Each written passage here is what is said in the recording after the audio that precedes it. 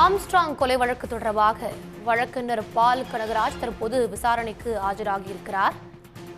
போலீசார் சம்மன் அனுப்பியதை தொடர்ந்து தற்போது பால் கனகராஜ் விசாரணைக்காக ஆஜராகியிருக்கிறார். அவரிடம் விசாரணையில் போலீசார் ஈடுபட்டிருக்கிறார்கள். வடசென்னை மக்களவை தொகுதியில் பாஜக சார்பில் பால் கனகராஜ் போட்டியிட்டவர். பால் கனகராஜுக்கு சம்மன் அனுப்பிய நிலையில் தற்போது அவர் ஆஜராகியிருக்கிறார். இது பற்றிய கூடுதல் தகவல்களை வழங்குவதற்காக செய்தியாளர் கிருஷ்ணா இணைகிறார். கிருஷ்ணா, விவரங்கள்.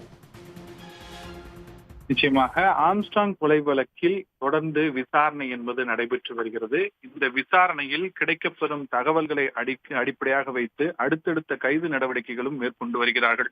ஏற்கனவே கைது செய்யப்பட்ட நபர்களை காவலில் எடுத்து விசாரிக்கப்படும் போதும், அதே நேரத்தில் வங்கி பரிவர்த்தனைகள் மற்றும் தொலைத்தொடர்பு விவகாரம் தொடர்பாக விசாரிக்கப்பட்ட போது கிடைக்கப்பட்ட தகவலின் அடிப்படையில் இந்த கொலை வழக்கில் தொடர்புடைய நபர்கள் கைது செய்யப்பட்டு வருகின்றனர்.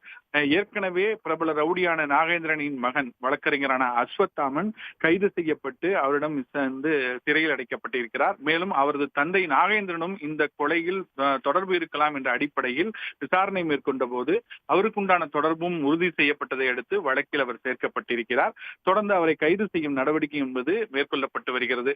இந்த நிலையில் தான் பாஜக வழக்கறிஞரான பால் கனகராஜிற்கும் இது தொடர்பான விசாரணை என்பது நடத்த திட்டமிட்டிருக்கிறார்கள். குறிப்பாக வழக்கறிஞர் பால் கனகராஜ் இந்த கொலை வழக்கில் தொடர்புடைய ரவுடிகளான சம்பவம் செந்தில் மற்றும் நாகேந்திரன் ஆகிய ரவுடிகளுக்கு வழக்கறிஞராக இருந்த காரணத்தினால் இவர்களிடம் நடத்தப்படும் விசாரணையின் மூலம் இந்த கொலை வழக்கில் ஏதேனும் ஆதாரங்கள் கிடைக்குமா என்ற அடிப்படையில் இவரை அழைத்து விசாரிக்க திட்டமிட்டிருக்கிறார்கள். ஏற்கனவே ஒரு முறை இவரிடம் விசாரணை என்பது நடத்தப்பட்டிருந்த நிலையில் மீண்டும் விசாரணைக்கு ஆஜராகும்படி சம்மன் அனுப்பியிருந்தனர். அந்த அடிப்படையில் தற்போது சரியாக இன்று 11 மணி அளவில் ஆஜராகும்படி உத்தரவு பிறப்பிக்கப்பட்டிருந்தது.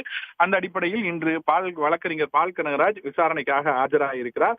அவரிடம் பல்வேறு கேள்விகளை விசாரணை அதிகாரிகள் தயாரித்து வைத்திருக்கிறார். அதே நேரத்தில் அவரது செல்போன் அழைப்புகள், வங்கி பரிவர்த்தனைகள், தொடர்ந்து தலைமறைவாக இருக்கும் சம்பவம் செந்தில் மற்றும் ஆயுள் தண்டனை கைதியாக இருக்கும் நாகேந்திரன் இவருடன் உண்டான தொடர்பு, இவர்கள் மூலமாக ஆம்ஸ்ட்ராங் கொலை வழக்கில் ஏதேனும் தொடர்பு இருக்கிறதா என்ற பல்வேறு கோணத்தில் விசாரணை என்பது நடத்தப்பட்டு வருகிறது. விவரங்களுக்கு நன்றி கிருஷ்ணா. சன் நியூஸ் வாட்ஸ்அப் சேனலை ஃபாலோ செய்யுங்கள். QR கோடை ஸ்கேன் செய்து சன் நியூஸோடு இணைந்திருங்கள்.